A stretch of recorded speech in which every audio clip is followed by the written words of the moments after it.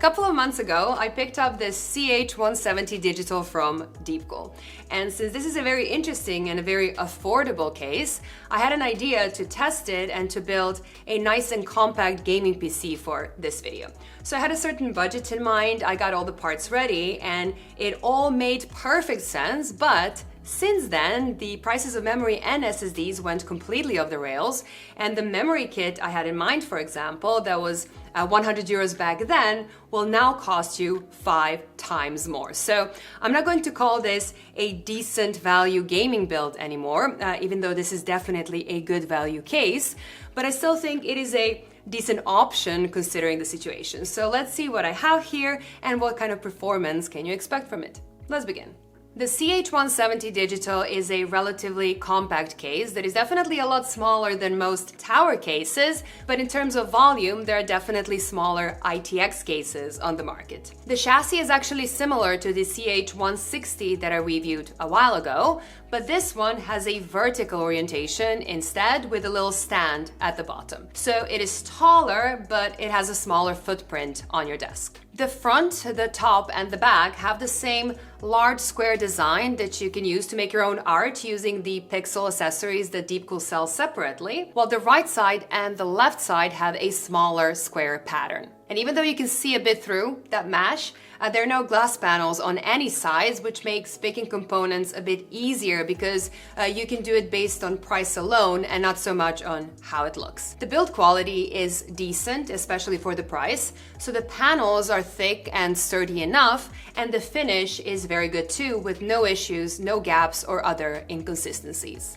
The I/O is on the left, and it comes with 2 Type-A and 1 Type-C connection, as well as a combined audio jack. And across the bottom, you also get a display that can show some basic information, like temperatures, for example. But if you don't like that, you can just leave it off by not installing software. But I personally think it is just a little something extra to set this case apart from similar models on the market. Internally, it is pretty much a simple empty box. Nothing fancy and nothing that requires expensive risers. So it is just an empty space for an ITX motherboard and a pretty sizable 305mm long, 65mm thick GPU. Now you can technically fit a full-sized ATX power supply as well, but that will limit your GPU compatibility to 230mm, and it will leave very little space for cables. So even though they say it fits, you should definitely go for an SFX or an SFX-L power supply instead. For the CPU cooling, you can either use a 240mm all-in-one cooler or an air cooler up to 172mm in height, so that gives you a lot of options. The case itself doesn't come with any fans, but it does have space for several fans depending on your configuration, and as you will see later in this video, you will want to add some fans to this build. For the GPU, I went with an RTX 5070 this time around because I do think it hits that sweet spot between price and performance. And I got the Eagle OC Ice version from Gigabyte that performs great, stays quiet and cool, and fits the color scheme of this case without costing that much more. And the same goes for their X870 ITX motherboard. It has proper power delivery, it has 2 M.2 slots as well as a good amount of USB ports, plus you get a 2.5 gigabit Ethernet as well as Wi-Fi 7. For the processor, I went with the Ryzen 7 9800X3D because that is still a go-to option for any gaming PC in my opinion.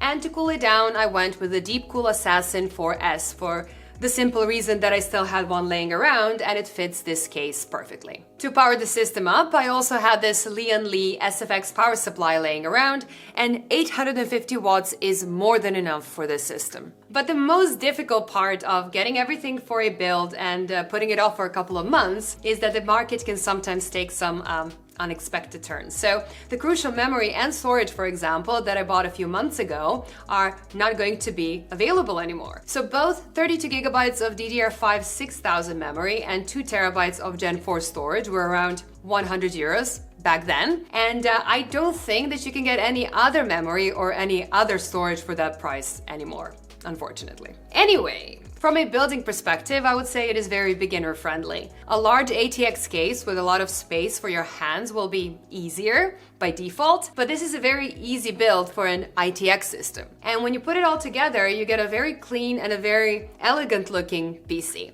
So the only thing that you really have to keep in mind with this case is that all the connections are going to be at the bottom. And while that will definitely help the overall cable management on your desk, it also means that any changing of cables or plugging anything new in will be a bit of a hassle because you will have to tilt it or lift the whole system up. So if you plan to consistently change USB devices and the front I/O is not enough for you, this might be an issue, and I would add a simple USB hub to it right away. But other than that, it is a very straightforward gaming PC. So let's see how it performs. I really like to test the case as it is and with a reasonable configuration that kind of fits the idea of the case. And since I went with the air cooler, I actually installed it with the fan oriented as you would normally do in a typical tower ATX case, with the fan exhausting the air towards the back.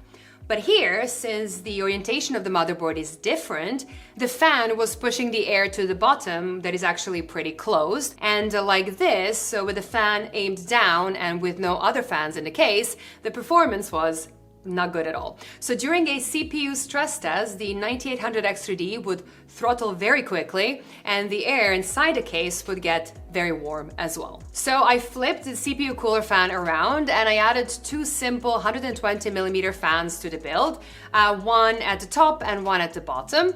And now with the added airflow, the results were just much better. So there was no more thermal throttling in the CPU stress test, and all other sensors showed comfortable temps as well. While playing Cyberpunk 2077, which nicely stresses both the CPU and the GPU, all the results looked great as well. So you could probably get away with a single fan instead of two, but you should definitely add at least one fan to this build, and then especially so if you go for an air cooler like I did. So overall, I do think that this build turned out very well. It is not the most compact ITX case on the market. You will need an extra fan to help the airflow, and the bottom connections are definitely something to consider. But it is still much smaller than most ATX cases. It is well built, it is easy to work with it fits most components, and with a bit of thought, it can actually perform really well. So I really think it is a very good option to consider if you're looking for something with a smaller footprint,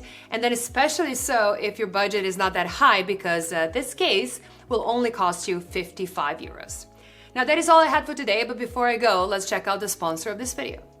This video is brought to you by Seasonic and their new Focus GX power supplies. These new mid-range power supplies are pretty affordable, but they still come with all the features you would expect to see on a proper high-end power supply. They are fully modular, they are very efficient and very quiet due to their fan design, plus they come with a hybrid fan mode that stops the fans completely under 30% load. You get a variety of connections for any kind of system you have in mind, and as usual, Seasonic backs it all up with a nice and cozy 10-year-long warranty.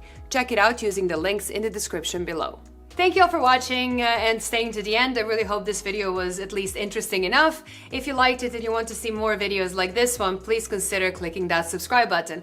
Bye guys, and I will see you in the next one. Bye.